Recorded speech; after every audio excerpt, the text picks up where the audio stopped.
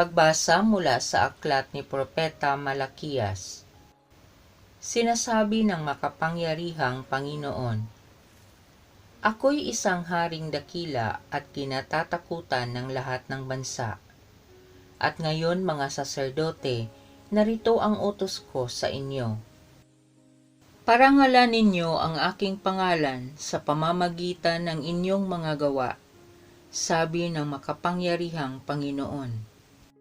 Pag hindi ninyo pinakinggan ang sinasabi ko, kayo'y aking susumpain.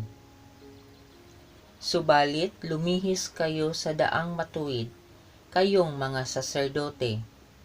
Dahil sa inyong turo, marami ang nabulid sa kasamaan.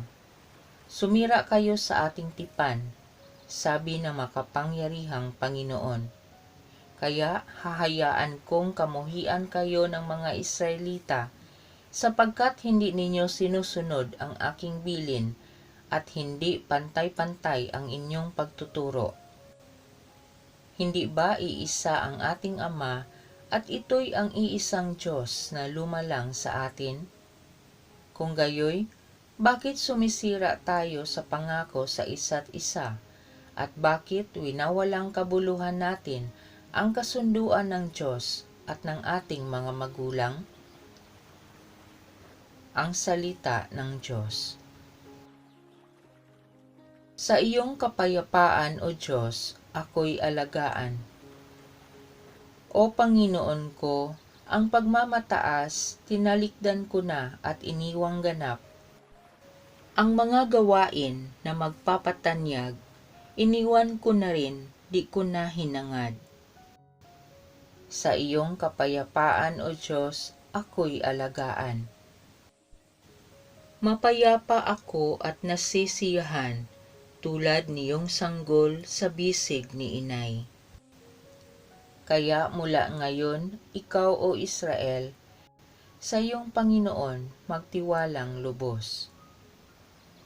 Sa iyong kapayapaan, O Diyos, ako'y alagaan. Pagbasa mula sa unang sulat ni Apostol San Pablo sa mga taga-Tesalonika. Mga kapatid, naging magiliw kami sa inyo tulad ng isang mapagkalingang ina sa kanyang mga anak. Dahil sa laki ng aming pagmamahal sa inyo, itinalaga namin ang aming sarili sa pangangaral sa inyo ng mabuting balita. Hindi lamang iyan, pati na ang aming buhay ay ihahandog namin kung kakailanganin. Lubusan na kayong napamahal sa amin. Tiyak na natatandaan pa ninyo, mga kapatid, kung paano kami gumawa at nagpagal araw-gabi para hindi kami maging pasanin ni numan, samantalang ipinahahayag namin sa inyo ang mabuting balita. Ito pa ang lagi naming ipinagpapasalamat sa Diyos.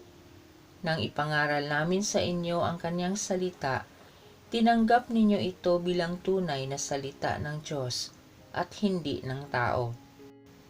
Ano pat, ang bisa nito'y nakikita sa buhay ninyong mga sumasampalataya. Ang salita ng Diyos. Tayo'y may iisang Ama at guro natin ay iisa, si Kristo na anak niya. Ang mabuting balita ng Panginoon ayon kay San Mateo. Noong panahong iyon, sinabi ni Hesus sa mga tao at sa kanyang mga alagad, ang mga eskriba at ang mga pariseyo ang kinikilalang tagapagpaliwanag ng kautusan ni Moises. Kaya't gawin ninyo ang itinuturo nila at sundin ang kanilang iniuutos. Ngunit huwag ninyong tularan ang kanilang gawa, sapagkat hindi nila isinasagawa ang kanilang ipinangangaral. Nagbibigkis sila ng mabibigat na dalahin at ipinapasan sa mga tao, ngunit ni daliri ay ayaw nilang igalaw upang tumulong sa pagdadala ng mga iyon. Pawang pakitang tao ang kanilang mga gawa. Nilalaparan nila ang kanilang mga pilakterya at hinahabaan ang palawit sa laylayan ng kanilang mga damit.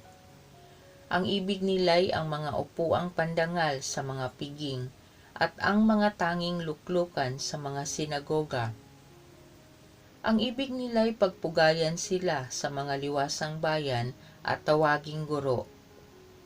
Ngunit kayo, huwag kayong patawag na guro, sapagkat iisa ang inyong guro, at kayong lahat ay magkakapatid. At huwag ninyong tawaging ama ang sinumang tao sa lupa, sapagkat iisa ang inyong ama, ang amang nasa langit. Huwag kayong patawag na tagapagturo, sapagkat iisa ang inyong tagapagturo, ang Mesiyas. Ang pinakadakila sa inyo ay dapat maging lingkod ninyo. Ang nagpapakataas ay ibababa, at ang nagpapakababa ay itataas. Ang mabuting balita ng Panginoon.